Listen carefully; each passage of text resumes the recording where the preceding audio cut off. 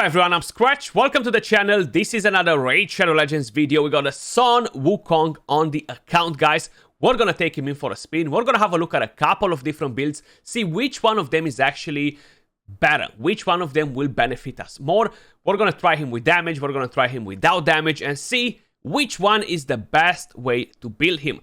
Now, as usual, you know me, guys. I can't wait for the CVC, but some of you guys might wanna hold on and don't collect the champion just yet, because tomorrow we have a CVC with personal rewards starting, so you might want to collect the 30 extra K points, plus you might want to build him. We have a champion training event starting today as well. That being said, guys, if you guys enjoyed the content, I would greatly appreciate it if you smash a like, subscribe to the channel. It really helps me a lot. And without further ado, let's jump over and check out the champion. So with the A1, we already know the kid, but he has a chance to land the stun. Now we have him fully booked, so that chance should be increasing to 75% if the target has any buffs. With A2 attacks one enemy, and this is the part where we're gonna see if it's better to build him with damage, kind of like a hybrid, how we have him right now, or just go full accuracy for the sheep, or what exactly is better to do on the champion. We'll ignore 50% of the target's defense. Now, he does have pretty solid multipliers. This skill has a 5.5 multiplier, if I'm not mistaken, so that will actually hit pretty damn hard. We'll attack all remaining enemies with any surplus damage if the target is killed. This attack will also ignore 50% of the target's defense. This attack cannot be critical, so you need to kill somebody to get a surplus damage, and the surplus damage cannot be critical, but it will bring quite a bit of extra damage. If the initial target survives, places a sheep bear debuff on the enemy for one turn. This cannot be blocked. So basically you need accuracy, but it cannot be blocked by immunity, stone skin, etc. So imagine a champion being protected by Nacret. You're gonna land the sheep on that champion, and it's gonna lose all the buffs from Nacret. Or the other way around, you polymorph Nacret, the other champion is gonna lose the protection, etc. So it's actually a pretty solid thing. I know a lot of you guys are struggling with UDKs in Arena in all the tiers, right? So the main thing that you're going to want to do when you are fighting a team with UDK is polymorph him. Anyway, the hit is going to get redirected to him regardless. Now, the main thing there is that nobody really builds UDK with 500 resistance, because it's pretty pointless, right? So you're going to need around 300 accuracy more or less on the champion to polymorph him on pretty much most of the tiers, unless he's +4 with the 6-star ship on him and stuff like that, which you're gonna encounter in the Kraken arena, Platinum arena and stuff, you know. The passive revives this champion with 100% HP and 100% turn meter 3 turns after they were killed, which is turns from all the teams, enemies and allies, which is absolutely amazing. And the passive doesn't have a cooldown, guys, okay? So if he dies, he comes back to life, he dies again, he's gonna come back to life again, over and over and over again, which is amazing. Speed aura for all battles, 28%. Amazing speed aura. I feel like he's top 6 speed auras in the game. Now, I have him built on a Savage and a Perception set. I prioritized attack, and I went with an accuracy banner. I went with a Perception instead of Cruel, just to gain a bit of extra accuracy, plus we're already ignoring 50% of the target's defense. With the Savage set, is gonna be even more, and then we're gonna get the Hand Smasher too. Now that's a 50-50. It procs, it doesn't proc. But either way, we don't want to kill every single target. We want to put some polymorph every now and then on tanky targets, which is gonna happen. Like if you encounter a Taras, you're not gonna one-shot him, even if you have crazier stats than this, you know? So it's better to land the polymorph every now and then deal with Marichka. But basically, total stats, we have 5.8k attack, 253 speed, 100% crit rate, 235 crit damage, 386 accuracy. Now you do have options, and you can run him with an increased accuracy if you want in Arena, for example. If you're struggling, like, okay, I need a bit of extra accuracy, I don't want to break my build, so then you're gonna go with an increased accuracy champion like a Lady Kimi or a Razelvarg, or a different champion that can help you, a Yoshi, increase attack and increase accuracy. So you have plenty of options when we are talking about increased accuracy. I do have these stats on him because my Great Hall is maxed, guys, how you can see right here. 80 accuracy, my Faction Guardians is maxed, 30 more accuracy, so it's easier for me to gain the 110 extra accuracy on the champion, you know. because of all this being maxed. Then I could glyph him more. So these are the pieces of gear that I have on. This is the weapon. You see it's not glyphed. The helmet. We have the shield. Is not glyphed again. These are the gloves right here. Attack chest piece. Speed boots. And we do have the accuracy glyph. But if I would want to put 5-star or 6-star glyphs on him, I could get him to almost like 450 accuracy without really changing much on his gear, which is pretty crazy actually.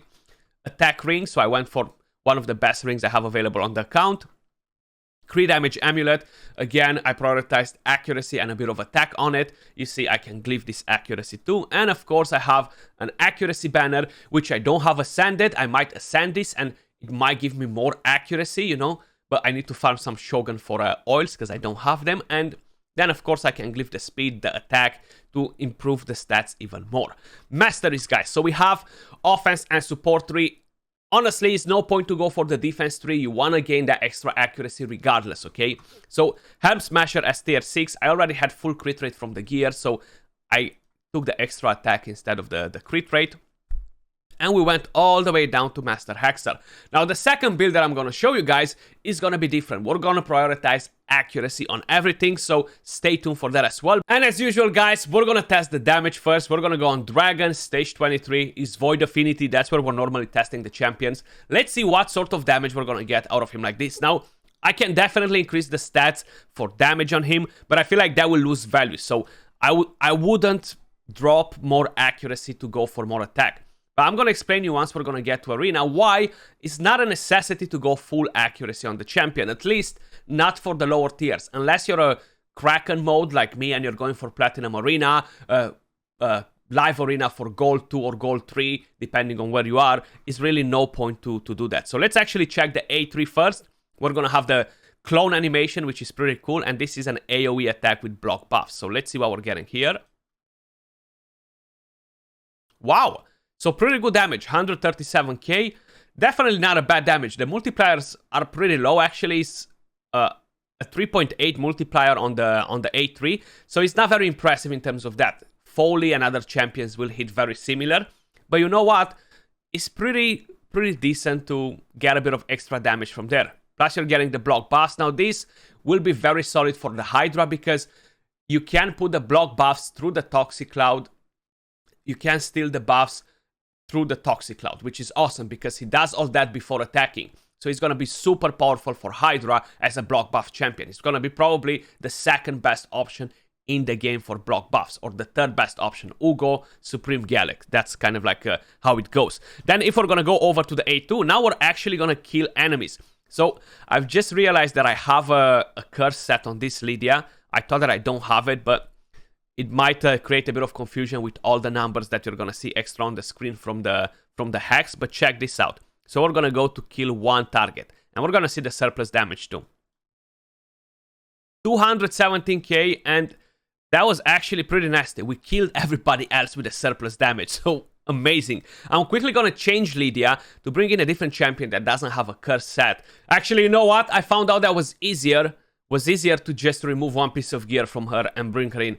My Venus is on a curse set for Hydra. Like, I need to find a different champion to get this job done all the time. So I'm probably going to build my second Draco for this particular job only. Just fast and high accuracy. Let's see now. So we're going to start with the A2. The animations look pretty damn cool. So we're going to go with the A2 on one of the champions. Let's go on this Lua. 228 and the surplus damage 17k, 18k. So what's not the most impressive extra damage? It's not going to be an AoE. It's not going to be something that's going to destroy the enemy. But it's something nice. If, for example, you only have a bit of HP left on one of the enemies after, it's going to come in handy to kill that specific target, you know? So let's see the A1 quick. Okay. We should be taking the turn before. So A1, Son Wukong. 127k. We didn't even have a chance to stun it. We just racked it. And just smacking the staff. I love the animations on the champion. So we've seen it. He can do pretty good damage. Like, especially the A2. That's going to be a strong skill because he ignores defense. It's very important to have ignore defense in the kit. Let's move over to Arena and see what we can do there. Right, so we're in Platinum Arena, guys. That's what we're looking at. Pretty nasty. teams, basically. You know how it goes. We're gonna start by attacking this team right here. We have a Mighty Wukong, we have a Skratch, we have a Duchess, and of course we have a Taras. Let's see how this will be played. Now we have quite a bit of polymorph in that team, and very curious to see what the result will be. I will need to bring in some speed in here just because it looks like his Wukong might steal my buffs, you know, so we wanna make sure that doesn't happen. So let's quickly just bring in Arbiter. Arbiter, where are you hiding? There we go. And of course we gotta bring Sun Wukong in here. There we go. We're gonna take Cardial out and we're gonna bring in a different champion. Now you do need to have a bit of a lockout in here. A Basher, an Alika, Yumeko, Warlord is the meta, guys. It's nothing that I can do about it. If you don't lock the enemy team, you're gonna get clapped. It's as simple as that. The unfortunate truth. And this is for high-end arena. If you're in the lower tiers, you don't need a lockout. Go first, you're gonna smack the enemy to pieces, basically. So right now we need another champion. You know what? Let's actually bring in Amic. Why not? Let's bring in Amic, because we have nothing else better to do but give some buffs to Wukong, which hopefully is not going to happen. So probably that Skratch is gonna protect Wukong. I see how it goes. So we get an increased attack. We want to drop the thermometer on Wukong to ensure that my Sun Wukong is gonna go first. And you know what? I'm not going to buff with Amic just yet, because I'm gonna do this first. This is gonna be so freaking nasty. It's gonna be so nasty, guys. Honestly, it's gonna be disgusting to do this to opponents all the time. And right now we're gonna do this with Amic. We're gonna buff, we're gonna taunt, we have the shield on, so everybody's going to attack him. So they're gonna get their cooldown increased. Right now we can go with block buffs. Look at that. Beautiful. We put block buffs on them, so even if that Arbiter Duchess decides to buff, maybe she got resisted. Even if that Skratch decides to buff, maybe he got resisted too. It's not gonna be a problem because they have block buffs. So now again, we're gonna decrease the cooldown of the skills like this. So we should be able to use the A2 again. And this time around, we're gonna polymorph Duchess, because you know what? Why not? What I'm very curious to try... Okay, so they do have polymorph. If I'm putting the polymorph on them, do I have a chance to get polymorph back? I'm very curious to know this, and I gotta try it out. So let's just polymorph that Duchess. And we actually kill her. The surplus damage killed the rest, so we got the job. And right now, because Amic is in here, giving me that unkillable buff, and Taras is constantly getting his skills increased. Awesome. And then we land the stun with the A1, and Sun Wukong getting the job done. And I could have farmed this team much faster, but you know what? I stayed and I chatted too long. What about if we go against this team? Harima, we have Sifi, we have Helicat. My god, those Helicats are super annoying, right? Especially in live arena.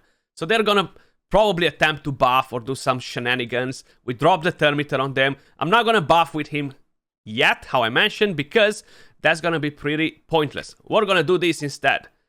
Bah! Get polymorphed. Okay, we lost Sun Wukong because that Helicat actually smacked us. But you know what? We're gonna try to do this. My Warlord should be getting a turn pretty soon. Let's try to drop the thermometer a bit on Sifi. We haven't managed to. We're managing to do that. Okay. Let's see. Who's taking it? Okay, so we still managed to buff while Wukong was alive. And it seems like Wukong stole my shield and the unkillable from Amic. Damn it. That's pretty nasty against Wukong, you see. That's kind of like the trick with them. But let's use this. Okay. And we could steal buffs, but they're protected on Wukong because that's how the passive goes. But we place block buffs on the rest, right? So that's pretty helpful. And what's going to happen right now, we're going to decrease the cooldowns of the skills, and we're going to go with the A2. And right now, I could potentially just transform that Wukong into a ship, even though it has block debuffs. So that's exactly what we're going to do, just to prove it out. Look at that. Bang. Block debuffs is not going to save you. Stone Skin is not going to save you, but that's what we're going to try right now. We're going to go and find somebody that has Stone Skin. I'm going to buff because I want to take the turn before his nukers are going, so I can just eliminate everybody in the team. Bang! Goodbye. It's fine, you kill him. We're going to slowly get you down as well. The Helicat is actually putting in some serious work. Okay, Amic, smack him down. Thank you. And look at that, he just revived. I don't even have to revive. And he's with full HP, 100% thermometer. 3 turns, guys. 3 turns. Not gonna lie, I almost forgot about that crazy passive. So, Even better, Son Wukong smacking around. And I haven't even brought a different damage dealer in here, guys. And we have to try the next thing, guys. We gotta find the UDK and go against him and see how exactly everything is going to be played out. Now, at the moment, it seems like everybody who has UDK in the team has the couple too. So it's gonna be pretty damn nasty to fight them. But we're gonna go against this guy right here. I've already done a fight on it, but it took like 5 minutes. So I'm not gonna put that in the video because it's just gonna make the video way too long. So we're gonna go against this guy again. Now, the main issue here is that we needed some protection. So you see that UDK unfortunately doesn't have polymorph to test it out. But I'm gonna be able to look at different UDKs that have 6-star probably and test that out. But here we go. We're gonna lock them because if we don't lock this team, it's gonna be so freaking dangerous. We're gonna put this on and now we're gonna polymorph that UDK. Look at that. Bah! Get out of here, UDK. So this is gonna be massive for everybody in Arena. Everybody was complaining how powerful UDK is and you don't have a counter. Well, there you go, ladies and gentlemen, your counter is right here. And how I mentioned, UDKs are not built with 600 resistance or so. They might be in the future, but again, till then, you don't need to have crazy accuracy on your champion. If I can do this in Platinum Arena with under 400 accuracy, I'm convinced you're going to be able to do it in the lower tiers with 250 or so. So just as an idea, basically. Let's increase the value of the shield, because we need it, so that Taras can increase the cooldowns of his skills constantly. Okay, that UDK came back. That's the main issue with it, because this will happen, you know. If you don't rotate Son Wukong enough, you need to be very fast with him. It's only 1 turn for the polymorph, and they will get back before you're taking a turn, more or less. So let's actually use the A3 and see how that will play out. Okay, we managed to put block buffs on. We haven't killed that UDK, which is not necessarily a problem. We're probably going to lose Son Wukong now. I'm going to keep that increased attack from Arbiter for when it's going to be a bit more important. At the moment, I'm focusing on killing that UDK, you know. So right now, we can definitely try to change it a bit. But either way, Damarichka is going to target Son Wukong. So let's actually decrease the cooldown of his skills too, because why not? Oh, actually, are we gonna... No, we're not gonna go before. Damn it. Damn it, why didn't I cap that increased attack? I thought that I'm gonna be safe with it, but clearly, I was not. So, I don't need to revive with Arbiter. I'm gonna keep that to give him more turn meter once he's gonna spawn back to life, which is right now. So, we dealt with that. Now, what we're gonna wanna do is do that. Polymorph that Taras. Now, the one problem that can happen here is the couple, guys. Marichka, A1... Ally attack, Taras joining, 50% chance to remove the ship when hitting. So even though it's an ally attack, they have the chance to remove that polymorph instantly. So I don't think it's necessarily the best idea to polymorph Taras. Just for the simple fact that this will happen. There you go, you see? He didn't actually took his turn, was just the ally attack. So that's an issue that can happen pretty damn often. And it's not something nice, basically, you know? Not something nice. But let's put that increased attack and slowly let's start dealing some serious damage in here and kill this team before it's too late, basically, you know? So let's decrease the cooldown again. We want to kill Damarichka instead of polymorphing her, you know? There we go. Weaken on Taras. Let's lock them again. It's a long time in this fight. I would probably use a completely different team to help me out here. I would make a second nuker to go straight after Son Wukong to deal with my issue, you know? But there we go, we kill Marichka. That's going to revive UDK, which is fine. We're going to deal with him after.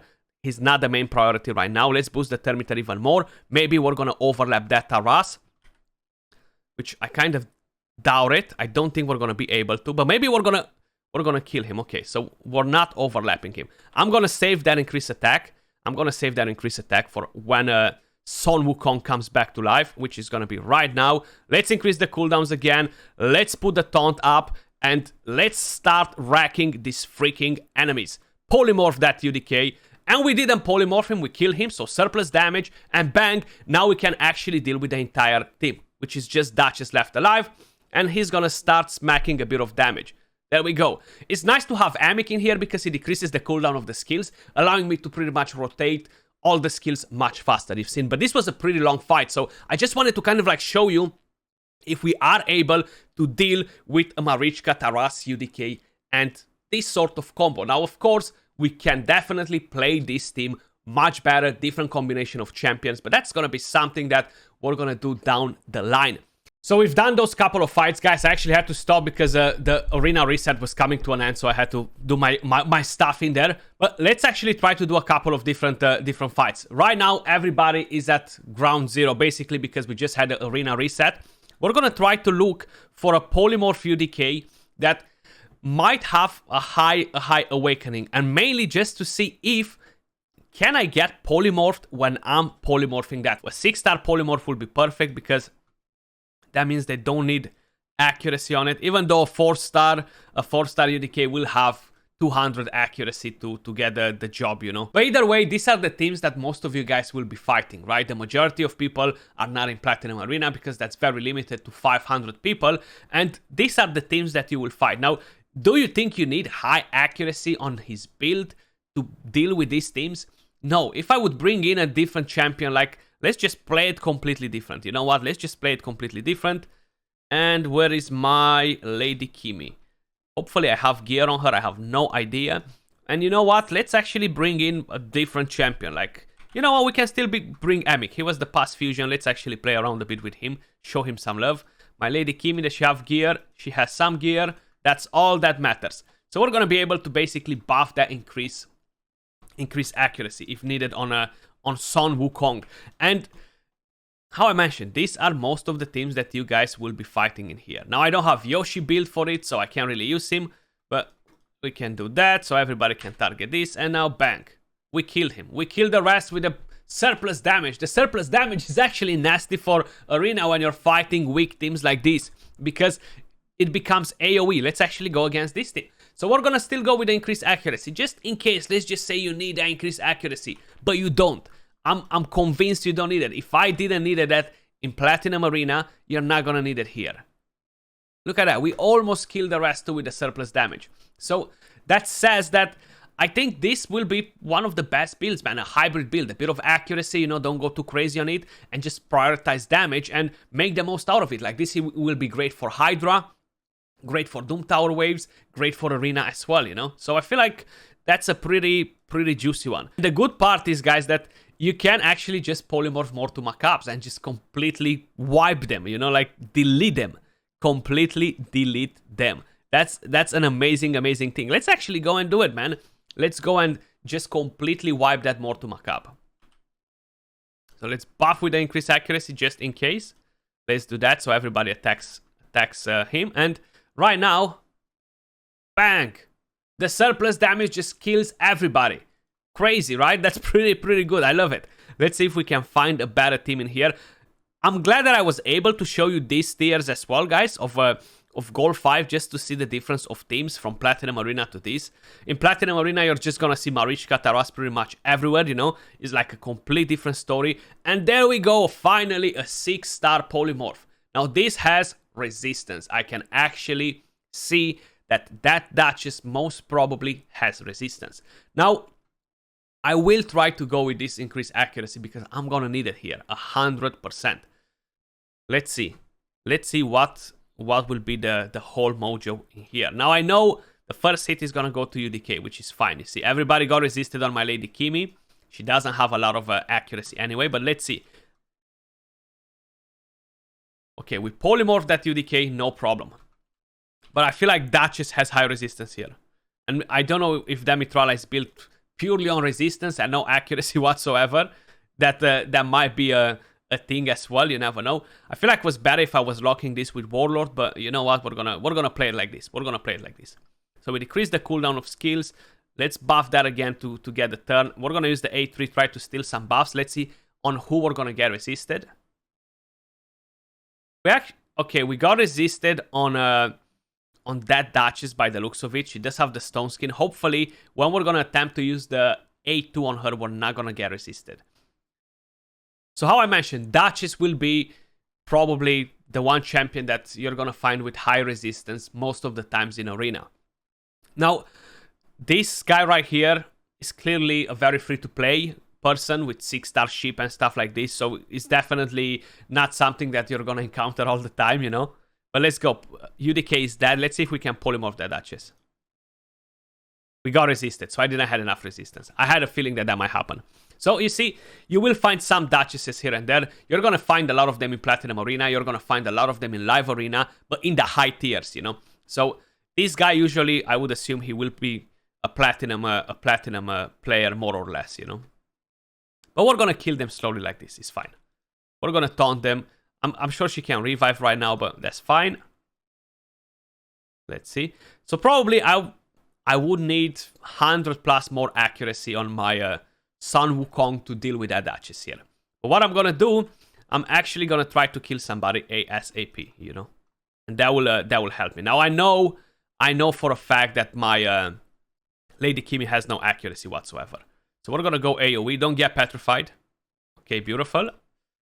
So we haven't dealt a lot of damage like this. Harima is in the team too. No defense down. Her passive is nasty. You guys know the drill. Harima is a nasty champion.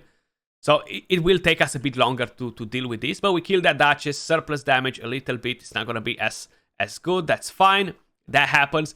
And one good thing is that even if you're losing your Reviver, guys, as an example right here. So let's just say we would lose the Reviver. His passive is still gonna bring him back, you know. So it's a good thing to have on a damage dealer, you know, allowing you to bring him back into the fight. A1, 30k hit, pretty decent. Okay, and let's see. I was gonna say I'm not gonna try to use the A2, so I'm not putting her into a ship just so I can deal with her quick after. But it seems like Amic put her into a ship. But there we go. So that Mithril actually had no resistance. Or we got 3%ed on her. But there we go. This was a pretty long fight. We finally encountered a 6-star champion that had high resistance, so we weren't able to test. It's pretty pointless to build very high resistance champions with polymorph, guys, because if I cannot debuff you, you cannot polymorph me. So having that blessing on it is pointless on a high resistance champion. Keep that in mind as well, just so you guys are aware, because that's not how polymorph works. I don't think at the moment that I can get polymorphed when I'm polymorphing somebody else. I feel like I'm completely disabling everything that they have, and the polymorph debuff gets placed before anything else. So I feel like because of it, we cannot get polymorphed when we're trying to polymorph somebody else. But I'm gonna keep you updated on this. That's why I wanted to try it, but seems like is not being played out very well. Now, let me just quickly show you another build, how I would build a champion if I'm purely gonna go against high resistance champions. So let's just say we're gonna have to completely change the build because everybody's running high resistance in arena. But how I mentioned, guys, this will be probably one of the best builds for the majority of you guys out there. Tag Team Arena, progressing for Amanto missions.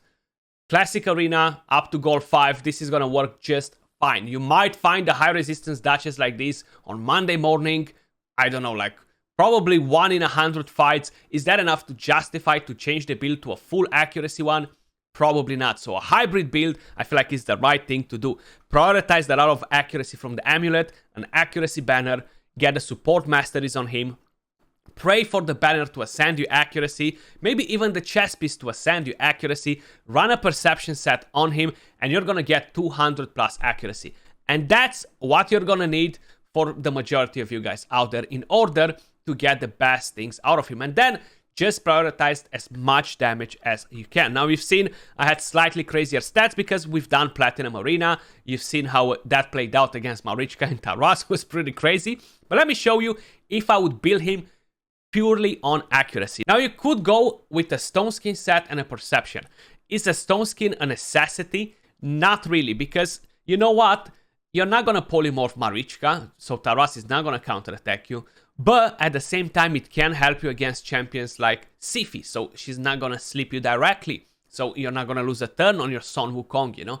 And other situations like this, or an ally attack from Marichka with Taras going straight to Wukong in case if they're faster than you, etc. So I still think that having a stone skin set next to a perception set is going to be a pretty good high accuracy build. Now, of course, high accuracy up to your own sort of level, depending on what you are able to build. I'm not going to go full ham on here, trying to build, I don't know, like the 800 accuracy champion, because it's not really going to be beneficial. I do want to get full crit rate on him as well and try to keep a bit of crit damage just to pinch a bit of extra damage. Now, it's not a necessity. Having a lot of crit rate on your champions, dealing a lot of damage, can make them lose debuffs because of the masteries coming in and cleansing when they're losing 25% HP or more.